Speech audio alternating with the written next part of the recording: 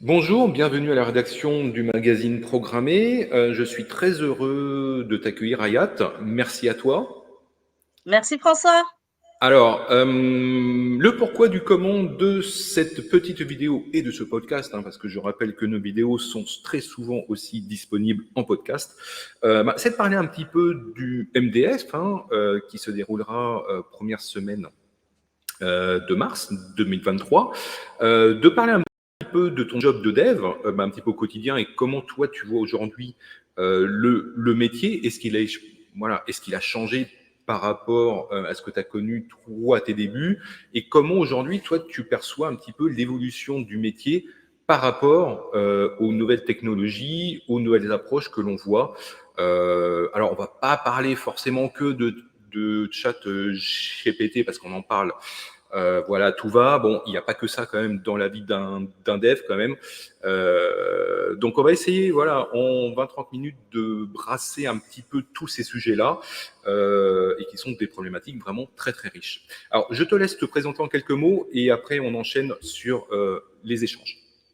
Ok, très bien. Déjà, je vais commencer par une toute petite rectification, c'est que moi, je ne suis pas développeur. Donc moi, je suis chef de projet, donc je travaille avec des développeurs pour concevoir des outils, donc des interfaces numériques. Mais à titre personnel, je ne suis pas développeur, même si voilà, je sais faire un peu d'HTML, CSS, de PHP, de Swift. Je ne me considère pas comme développeur parce que on sait que dans le milieu du développement informatique, il y a les bons développeurs et il y a les mauvais développeurs. Donc moi, je me mettrai pas dans la catégorie des bons. Et c'est pour ça que je suis chef de projet, parce que je suis capable de comprendre les développeurs, je suis capable de comprendre la manière dont ils travaillent, mais à titre personnel, ça n'est pas mon travail. Donc, juste petite rectification pour pas qu'il y ait de confusion là-dessus. Alors, concernant mon parcours, moi, j'ai commencé à travailler dans le numérique en 2008 en tant que UI designer. Donc, j'ai commencé par faire des interfaces numériques. Ensuite, j'ai évolué en agence de communication comme chef de projet numérique. Et après, j'ai évolué dans mes fonctions de freelance. Aujourd'hui, je suis consultante en technologie blockchain. D'accord. Alors, c'est vrai qu'en préparant un petit peu ce podcast ensemble, on a parlé un petit peu du MDF, évidemment, parce que toi, tu interviens durant l'événement.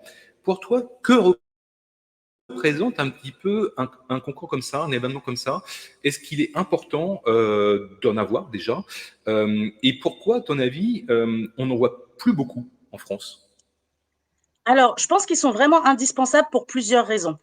Déjà parce que quand on est jeune développeur et qu'on rentre dans le domaine voilà professionnel et qu'on a besoin de trouver un travail, ça peut faire partie des on va dire des bonnes manières de pouvoir trouver un emploi intéressant puisque on se challenge et donc par conséquent, on est capable de montrer l'étendue de ses compétences et on est aussi capable de se challenger.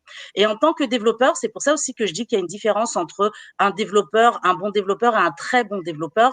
C'est que je pense qu'on a un très bon développeur quand on a cette soif de se challenger et de régler des problèmes techniques.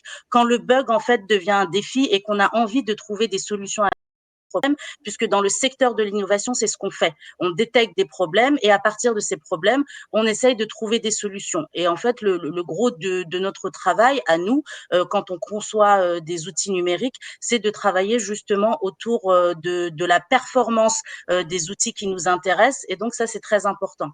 Alors pourquoi on en voit moins? Je ne sais pas si on en voit moins, parce que moi, des hackathons, en fait, c'est vrai qu'en France, il n'y en a pas autant que ça, mais c'est vrai que moi, j'ai plutôt une vision européenne parce que je me déplace beaucoup à travers l'Europe et j'ai l'impression que quand même des hackathons, on peut en trouver tous les mois. Donc, on est capable d'en faire tous les mois si jamais, voilà, on est fan de hackathons, ça peut arriver. Et je crois aussi qu'il y a eu une espèce de rebranding de l'exercice, puisque au début des années 2000, on va dire entre 2000 et 2010, on appelait plutôt ça des barcamps. Et j'ai l'impression que c'est un peu, voilà, un rebranding du format Barcamp. Hmm, d'accord. Alors, dans le MDF, qui a maintenant quelques années quand même si sa première édition depuis, ce qui paraît, le Covid, voilà, qui est passé par là.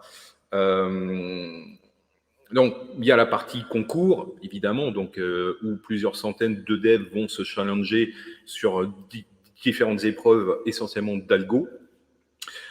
Il y a aussi la partie conf, et c'est toujours intéressant parce que ça permet de rencontrer un petit peu le top des speakers quand même. Et toi-même, tu veux m'intervenir sur les conférences. Alors plutôt sur un petit peu les nouvelles technos, les nouvelles tendances pour les devs. Exactement, puisque quand on est développeur aussi, il faut savoir que on apprend des langages de programmation. Parfois, on en crée aussi, hein, et suivant Trop les d'ailleurs, langages de trop.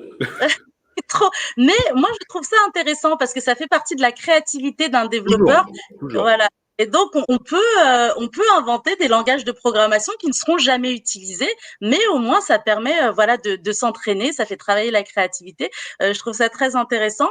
Et dans le secteur du développement informatique, donc, on apprend des langages de programmation et il y a des langages de programmation qui sont phares et qui vont durer dans le temps. Et puis, il y a des langages de programmation aussi au fur et à mesure du temps qui vont disparaître de la circulation. Et donc, c'est important de connaître les technologies émergentes pour pouvoir voilà s'adapter.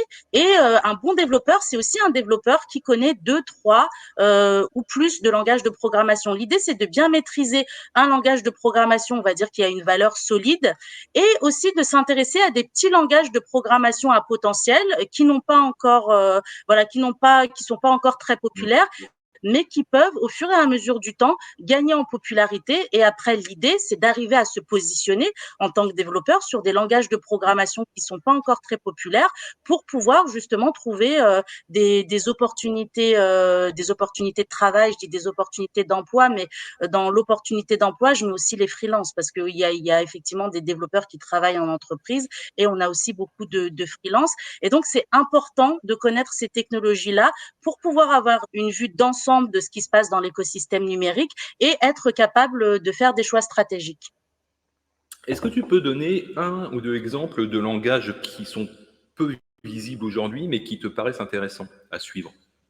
Alors, moi, je vais citer Solidity, tout simplement parce que je l'entends tout le temps autour de moi, c'est est-ce que tu qui sont capables, voilà, de faire des smart contracts en utilisant Solidity. Même si on peut développer des smart contracts avec d'autres langages de programmation, c'est vrai que voilà, le développeur Solidity, ça reste un peu voilà le candidat qu'on a Mmh. envie de trouver en ce moment. Mmh. Ensuite, parmi les langages de programmation qui sont aussi émergents et pour lesquels on commence à avoir une demande aussi, c'est Rust. Donc, on a aussi pas mal de demandes pour de développeurs dans ce langage de programmation-là.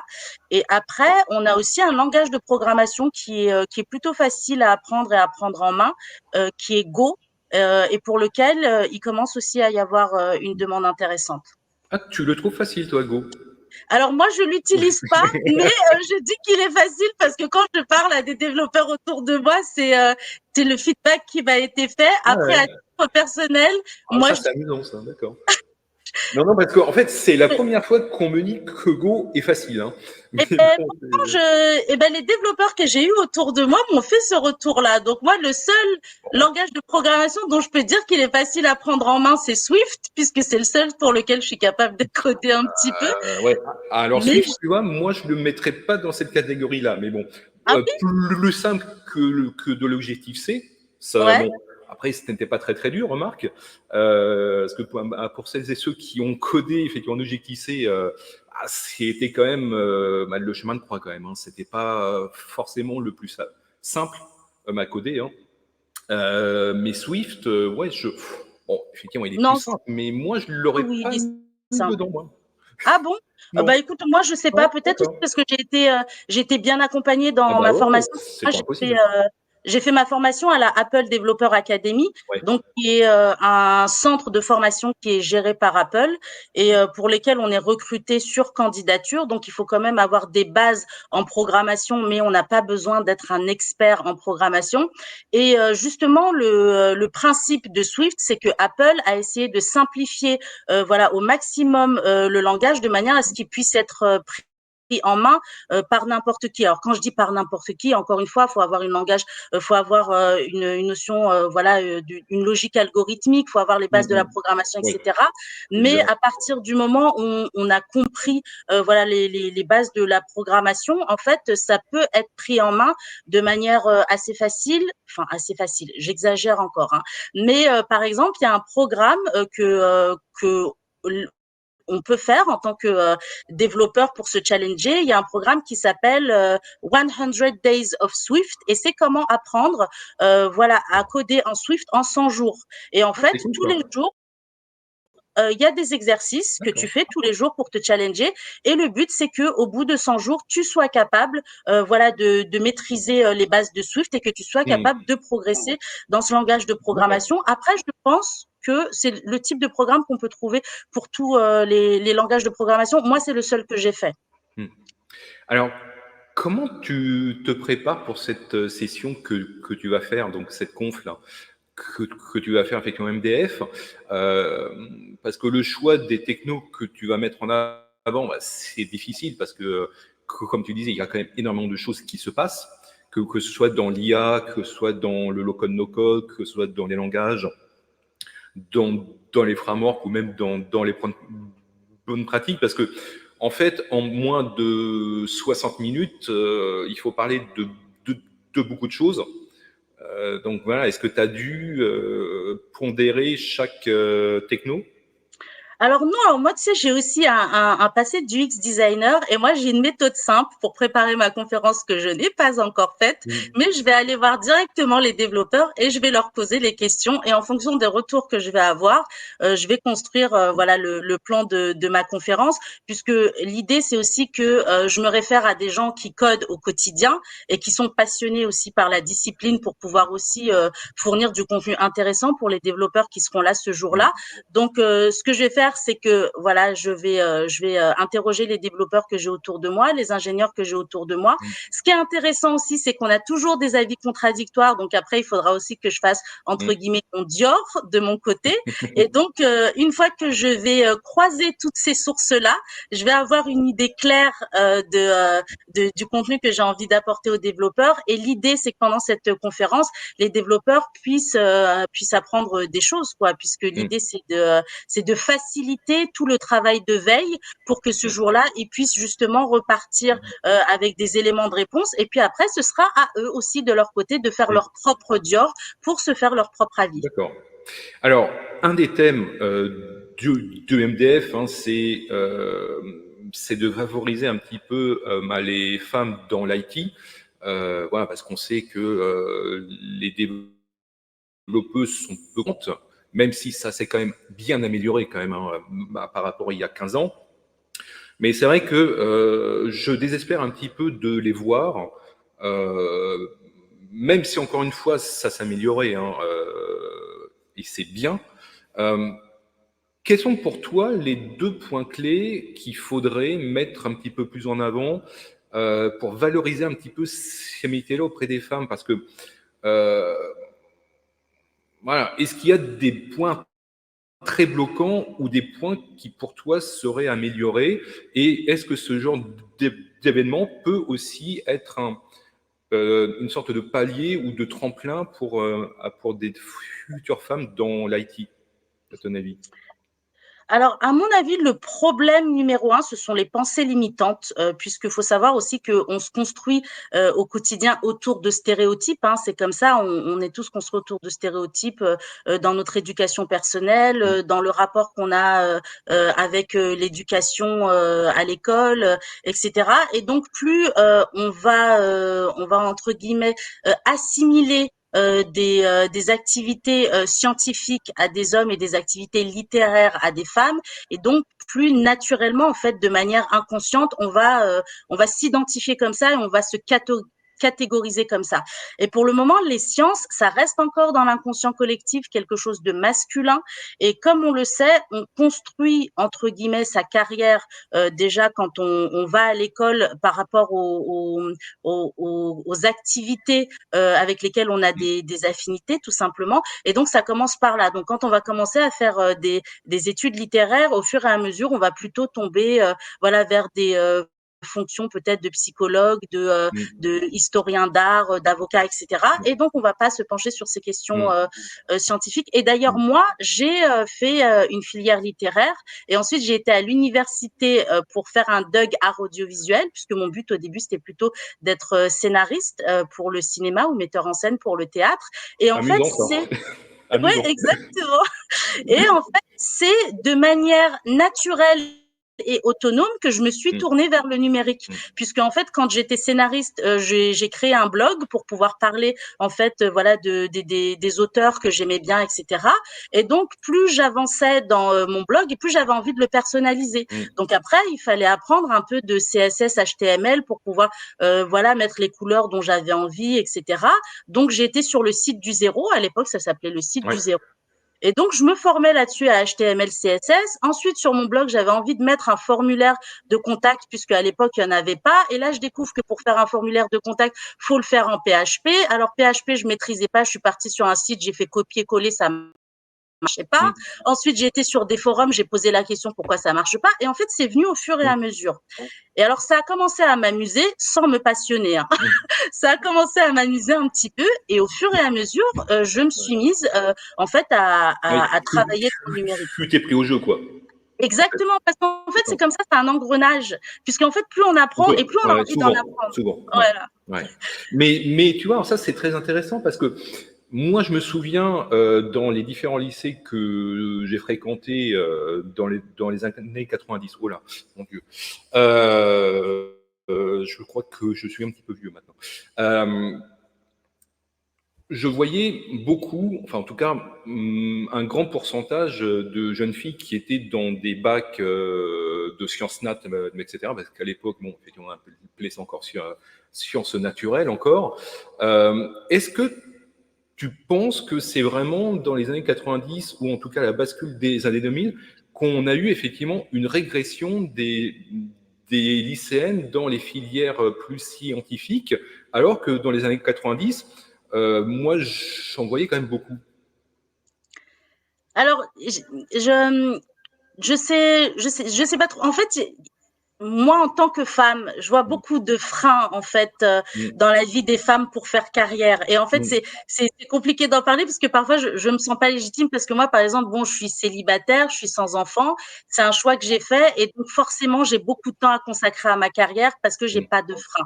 Ensuite, si je me réfère à titre personnel aux femmes que je connais dans mon entourage qui étaient parties pour faire de très grandes Mm. carrières.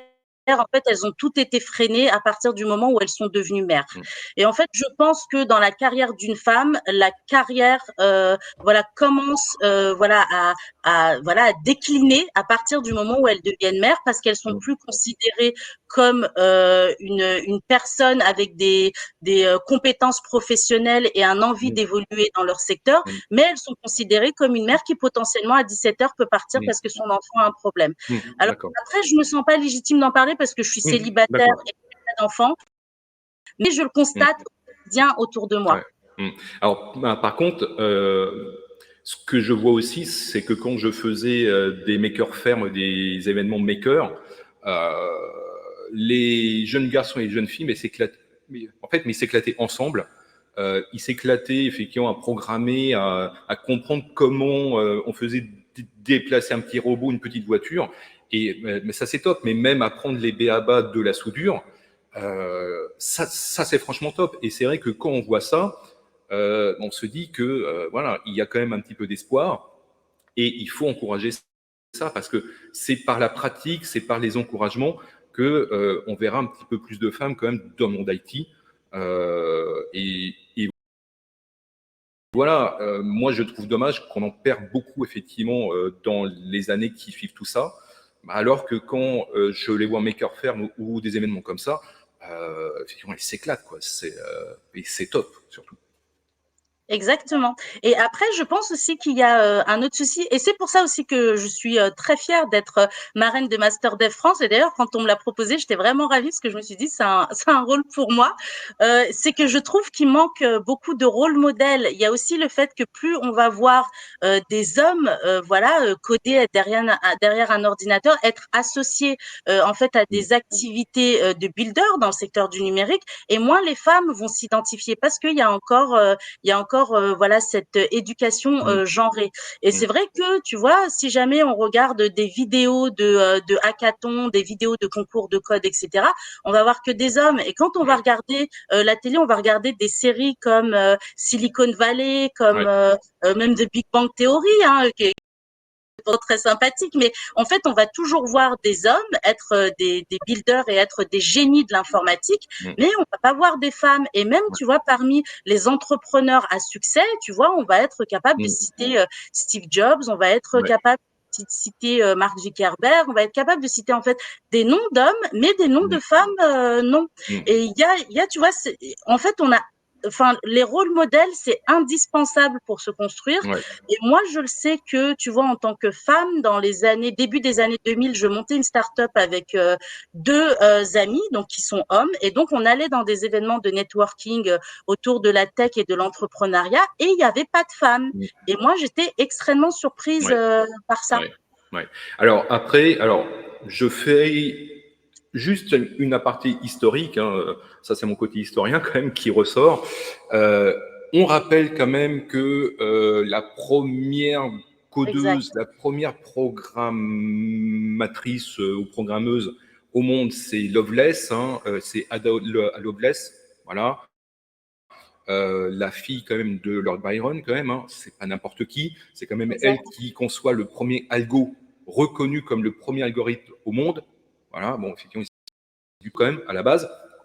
On rappelle le rôle aussi des programmatrices durant les missions Apollo, effectivement la NASA dans les années 60. Exact. Regardez l'excellent film Les femmes de l'ombre, ça Je dévoile valide. une partie un petit peu de tout ça. Souvenez-vous que tout le code d'Apollo 11 et des computers Gideons ont été codés par des femmes.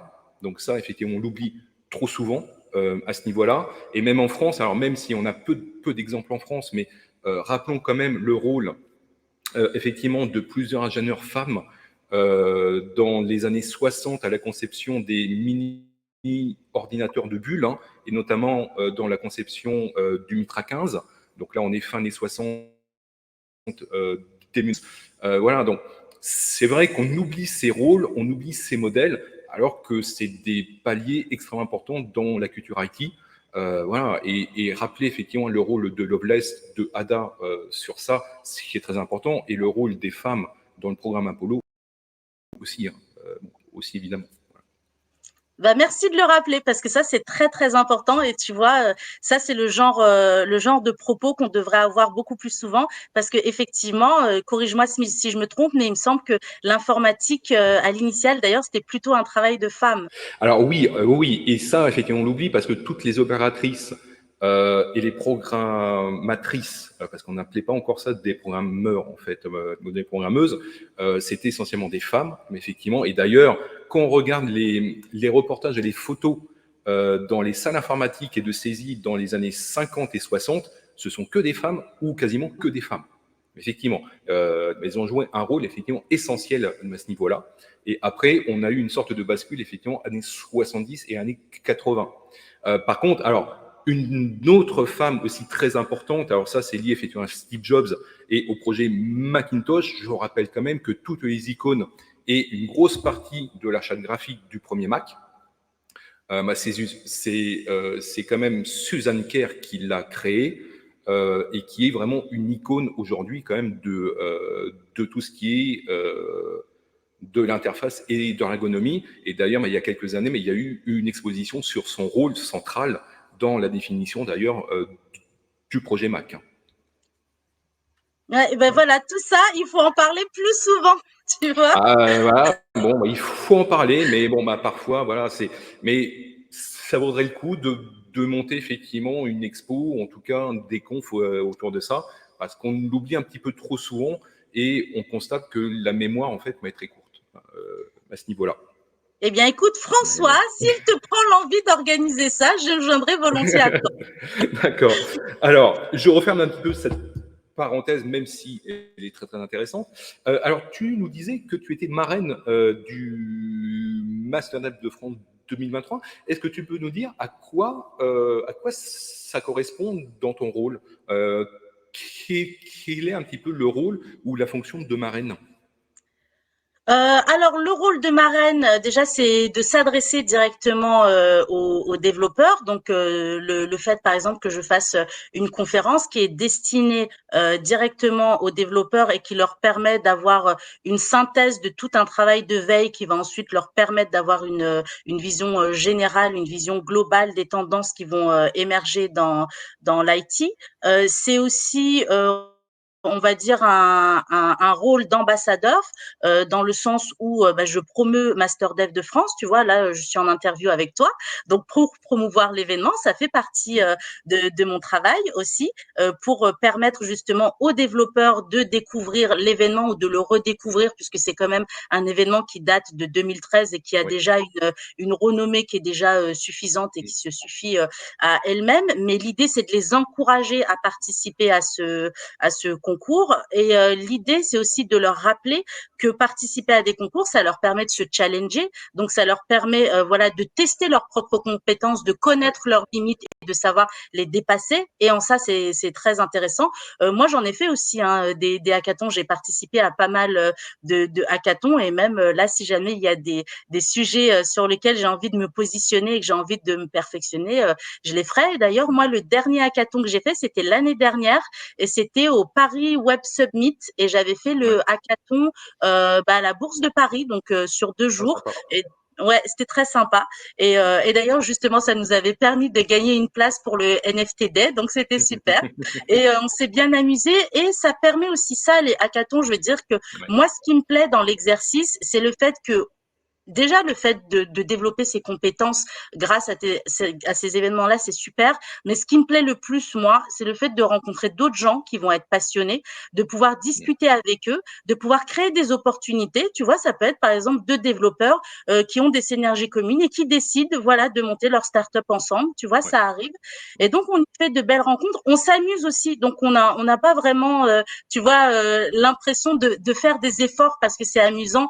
Et le travail, ça commence à être intéressant quand on Ouais. s'amuse. Et on Ouais. est quand même dans un secteur d'activité où on est privilégié parce que nos métiers à nous, ce sont des métiers passion. Donc même si parfois c'est dur et même si parfois on travaille beaucoup, en fait, on arrive toujours à en tirer une satisfaction à la fin parce que la finalité correspond toujours à l'aboutissement de quelque chose. Mm. Alors, Et vas-y, je t'ai coupé, excuse-moi. non, tu m'as pas coupé, je t'en prie. Oui, effectivement, et ça c'est très important que tu rappelles, c'est les événements, ils sont importants, il faut aller aux événements. Ça permet déjà de se tenir au courant un petit peu des tendances, ça permet de rencontrer d'autres devs, et c'est toujours intéressant, comme tu disais, que ce soit dans les grosses conférences ou dans les gros concours comme effectivement le Master Dev de France. Aller aussi au meet-up, parce que les meet-up c'est tous les mois, il y en a un forcément à côté de chez vous, pas très loin. Et les meet-ups, c'est aussi l'occasion de rencontrer d'autres communautés techniques ou moins techniques. Et ça, c'est toujours intéressant. Et vous apprendrez toujours quelque chose. Et c'est comme ça que, au bout du compte, on crée aussi son réseau et qu'on échange avec les autres. Et le réseau, c'est très important. Et moi, je peux dire toute ma carrière s'est fait sur du réseau, hein, parce que moi, j'ai commencé ma carrière en tant que UI designer en 2008. Et pour être tout à fait honnête, c'était une fonction qui m'allait pas parce que j'étais derrière un ordinateur tout le temps et les gens venaient me voir que pour des trucs qui allaient pas. Et donc, c'était pas un métier qui m'allait en soi. Mm. Et en fait, c'est en sortant dans les événements, d'ailleurs notamment dans un barcamp, que j'ai rencontré Nicolas Bermond, qui est devenu mon mentor après et qui avait une agence de communication et m'a proposé de rejoindre l'agence en tant que chef de projet.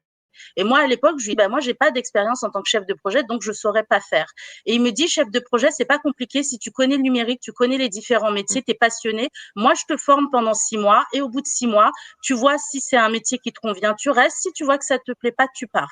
Et en fait, j'ai réussi à avoir cette opportunité juste parce que en allant dans un événement, j'ai partagé donc avec différentes personnes. Je me suis trouvé des affinités avec une personne en particulier, partageait les mêmes valeurs autour du numérique. Et c'est comme ça, en fait, que j'ai pu progresser dans mon métier. Et quand je suis partie à la Apple Developer Academy et que j'ai travaillé sur Ethereum pour développer une application iOS en utilisant Ethereum, quand je suis revenue à Paris, parce que la formation était en Italie, donc il fallait que j'arrive à me faire une place dans l'écosystème blockchain, parce que on n'arrive pas comme ça, tu vois, dans un écosystème sans connaître des gens, sans avoir été vu, etc. Et donc, la première chose que j'ai faite quand je suis revenue à Paris, c'est de devenir adhérente de Ethereum France. En devenant adhérente d'Ethereum France, je suis devenue volontaire pour le THCC. Et en devenant volontaire pour le THCC, déjà, c'est super parce que tu as accès à toutes les conférences, donc tu apprends plein de choses. Et en plus, tu rencontres les builders de l'écosystème. Et en rencontrant les builders, donc tu échanges, tu as des échanges concrets avec des gens qui travaillent sur la technologie, qui la font évoluer, qui la promeuvent, etc. Et au fur et à mesure, toi, en fait, tu complètes ton champ de compétences et ton champ de connaissances de manière naturelle et sans effort. Et ça te fait gagner des années et des années de travail. C'est hallucinant. Et moi, tu vois, je suis revenue à Paris en 2020 et en 2021, j'étais déjà dans l'écosystème blockchain.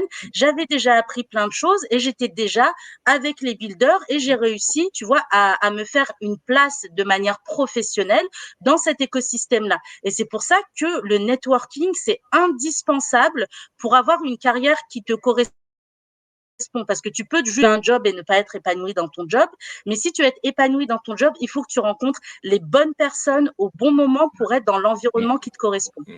Très bien. Bah écoute, en tout cas, c'est une mise en point très très importante, mais c'est très bien que tu l'aies fait.